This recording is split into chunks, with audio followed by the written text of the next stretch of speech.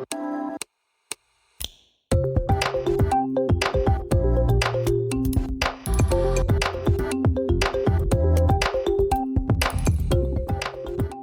Paul Osborne here with a brief extra podcast for your morning commute as our MPs finally make a decision to ruin Christmas for everyone.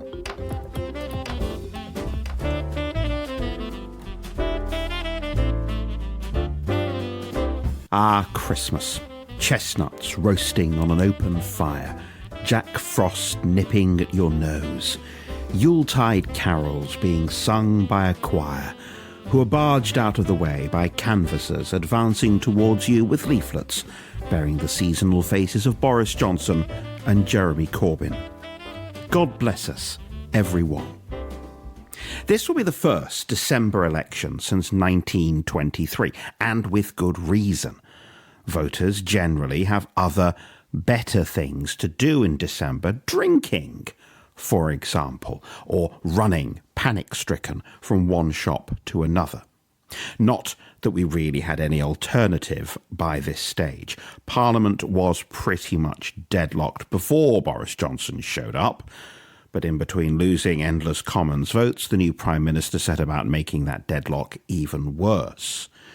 All in pursuit of the election he so desperately wanted, one that Parliament repeatedly refused to grant him, but now, finally, 2 months before the rest of us get that visit from Santa, his wish has been granted by Jeremy Corbyn. It is ironic that Johnson was, in the end, hanging on for the Labour leader's consent. The Prime Minister has been goading, begging, imploring his rival to let him go to the country. And eventually it became impossible for Mr. Corbyn to keep saying no. There's a limit to how many times you can credibly reject an election while at the same time saying you are desperate for an election. But look at the faces of some of those Labour MPs behind him. Many of them are far from convinced this is a good idea, and some don't expect to be returning once the results are in. And there's no doubt the Tories are ahead in the polls now, though Theresa May was comfortably ahead in the polls too in 2017, and look where that got her. Boris Johnson thinks this is his chance to get a decent Tory majority and use that to push his Brexit deal through Parliament. Finally, this whole thing would be over. It would remove the sole purpose of the Brexit Party and unify Leave voters under the banner of a Boris Johnson-led Conservative Party.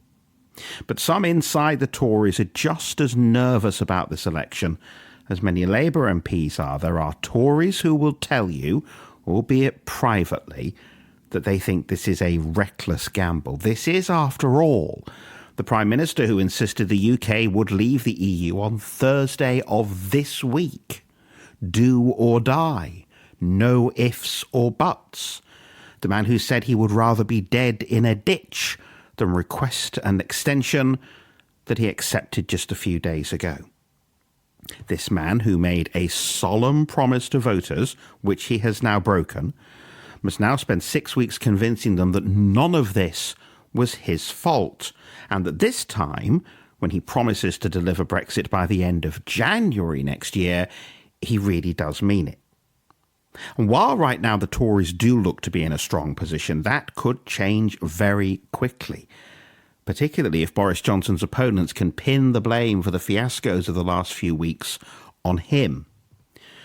So the Conservatives will spend the next 6 weeks banging on about Brexit and insisting they are the only ones who can finish off this saga once and for all. It will also dominate the campaigns of the anti-Brexit Liberal Democrats and the SNP, who of course will be looking to boost support for Scottish independence. So that presumably makes this the Brexit election. Not necessarily, nor a referendum in all but name. Labour, for example, will want to talk about anything but Brexit during this campaign, not least because their position on Brexit is so complex. They will go into this election still trying to appeal to both Leave and Remain voters. Already the first Labour campaign videos are out, and they focus on public services, on reforms that in their words would make the economy fairer. They don't talk much about Brexit. And if there's one thing we know about voters, it's that they are sick and tired of hearing about Brexit. Talking about something else, about anything else, may be the only way to win the attention of voters who are probably more interested in mince pies than the minutiae of Brexit negotiations. There are plenty of other issues too. The majority of Scottish seats are highly marginal. The SNP could make some big gains there, and that could be important if the Conservatives fall short of a majority again. The DUP's moment in the sun could be over if the Tories find that they no longer need them. And we've never had a more complicated position going into an election, with so many defections, so many independent MPs, so many stripped of their party's whip, even though 10 Tory MPs had the whip restored on Tuesday evening. And then there's the Brexit Party, still polling at around 10% in the polls. What they do and where those votes go on the 12th of December could prove crucial. So the first December election in almost 100 years. The problem with that, of course, is there's little data to back all the claims that having the election so close to Christmas, in the depth of winter, when it's dark in many places before 4 o'clock, will see turnout collapse.